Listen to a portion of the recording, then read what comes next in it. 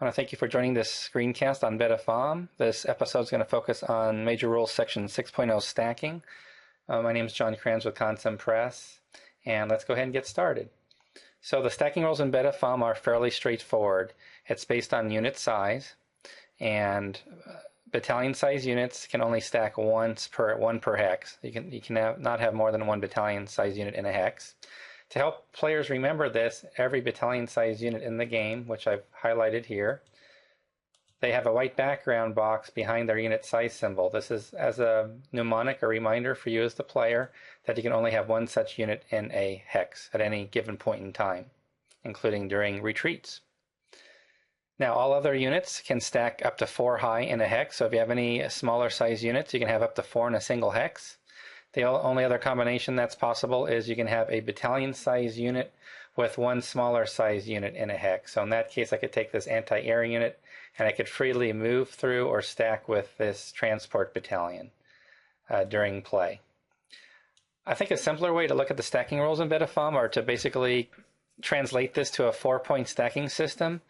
Simply consider a battalion size unit as 3 stacking points and consider all other units as having 1 stacking point. And then just limit your stacking to no more than 4 per hex at any given point in time. There are some special rules to keep in mind for stacking. If I park a transport unit, which I'll do now, I've just flipped it over to its parked side. There's a yellow background color for the unit size symbol. That indicates for the player that you can ignore the stacking cost of this unit. You may ignore it as a battalion for stacking purposes. So you can now stack a battalion along with a smaller unit in the hex, or have those units move through without any consequence or disruption.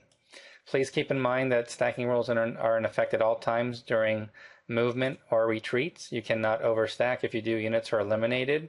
So if, for example, if I was the Italian player and I was looking to move past this lead artillery unit of Colpani in hex 1721, I could not send any of these battalion-sized units through any of these hexes due to stacking limits. The only unit that could move through would be the anti-air unit, could go ahead and move through. Again, that's due to that stacking rule. You can have one small unit along with battalions. Notice here we have stacks of units that can also be moving together. You're free to move units as a stack, and as you move units as a stack, you can simply drop off some units and keep moving the others if you so desire. So quite literally, I can have a single stack composed of 4 smaller units, which I will do here. And one general rule of thumb we recommend is make sure you have an armor unit as the topmost unit in the stack. The reason we recommend that is because armor units have special abilities and effects on play for both movement and for combat. For movement, if any personal units are stacked with armor or enter a hex with friendly armor, they can go ahead and enter an enemy armor zone of control, no problem. So in this case, I can, for example, move these 2 units together, and I could have this infantry unit enter an enemy armor zone of control, no problem, because I have the armor alongside with it. Another reason why you want armor as the topmost unit in a hex is as another reminder for regular combat purposes. And at no times may a hex be attacked if there is a armor unit in the defending hex. So in this case, we would be ignoring this hex 1718, which I have highlighted, or 1918, which I have highlighted.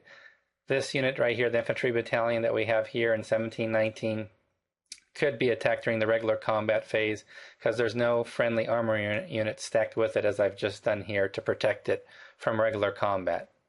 So this, in essence, is an overview of the stacking rules in Beda Fomm. Again, I hope they're fairly straightforward, but if you have any questions about the stacking rules or any other rules for that matter, please visit us online at consimpress.com, or you can visit us at bedafomm.com and you can submit your rules questions there. Thank you so much.